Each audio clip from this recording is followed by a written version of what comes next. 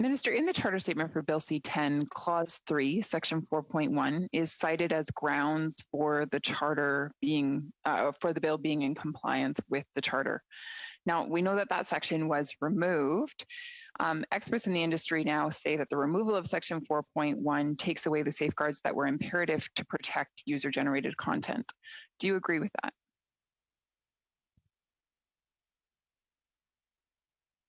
Thank you for the question. As I said in my opening remarks, I'm not going to give legal advice. That is not part of my role as Minister of Justice. I don't give legal advice to committees. That being said, the Department of Justice has provided a further explanatory document that examines the amendments and discusses their potential effect on the right to freedom of expression in Section 2B of the Charter. And as I said in my opening remarks, I'm confident that the conclusion of that explanatory document is that the bill remains consistent, Minister, and the original charter statement has not changed as a result. Okay. So what's interesting to me, and I appreciate that you're calling it an explanatory document because it's not a new charter statement. So thank you for acknowledging that. It is simply an explanatory document. And this committee did request a charter statement. So we'll get to that later. But Minister, my question for you is this. In the explanatory document, there's no acknowledgement of 4.1 being taken out. Why? Again, I won't go into the mechanics of the explanatory document. I'm just wondering it took why. Into account the changes. It's an explanatory document because the law only but 4.1 is the whole reason that it was requested. Why wouldn't you comment on that? 4.1. I do not have an obligation to give legal advice. I have an obligation to give a charter statement under 4.2. I did that when the bill was tabled, as is envisaged in the law. And we have provided an explanatory document. It's not a charter statement, but it takes into consideration the amendments that were made, and the original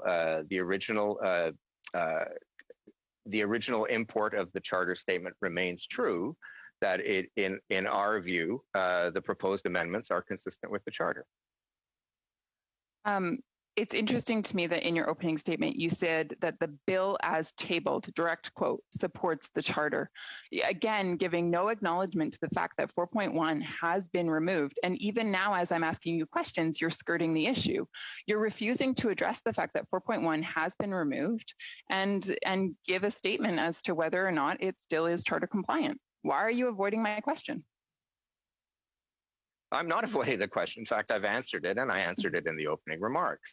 The explanatory document looked at the proposed amendments, and including the removal of 4.1. It is, including all the proposed amendments, and the bill as tabled. You're skirting again. According to the explanatory, I'm not skirting anything. Why won't you just address it? Why won't you just say? Then why not just say yes? 4.1 being removed still respects the charter.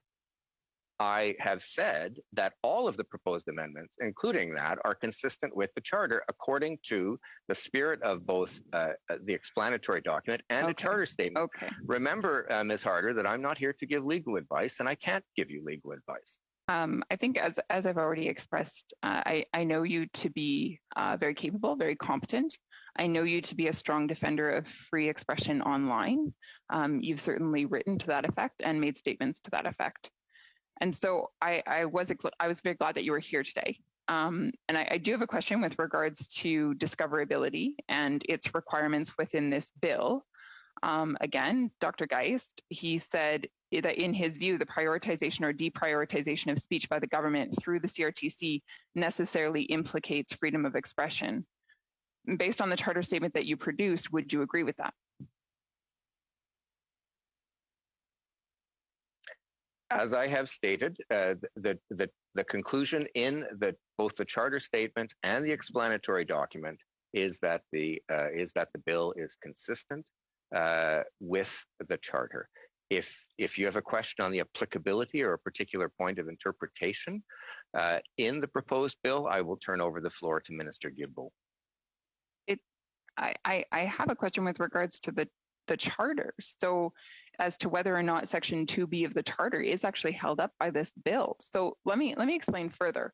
If I go to an art exhibition owned by a private individual, I expect to walk in and for the art to be curated for me. Some artists are going to be given the front room, other artists are going to be given a back room. The curators are going to choose which paintings come first and which are towards, maybe the end of the exhibition. That curation is expected because I'm going into a private gallery and they've offered to do that for me. At the same time, however, if the government was to come in and dictate to that gallery how the art should be hung or where it should be hung or which artist should be promoted, that is censorship in its finest. The same thing is happening on our social media platforms with Bill C-10. How does that fit within Section 2B of the Charter to have what we post online carefully curated and censored by a government arm, the CRTC? As I had mentioned in my opening statement, both the charter statement and the explanatory document looked at the various provisions of Bill C-10 and found that Section 2B might be engaged, but there were various reasons given, which I outlined in my opening, to conclude that this was in conformity with freedom of. That this was in conformity with Section 2B of the Charter.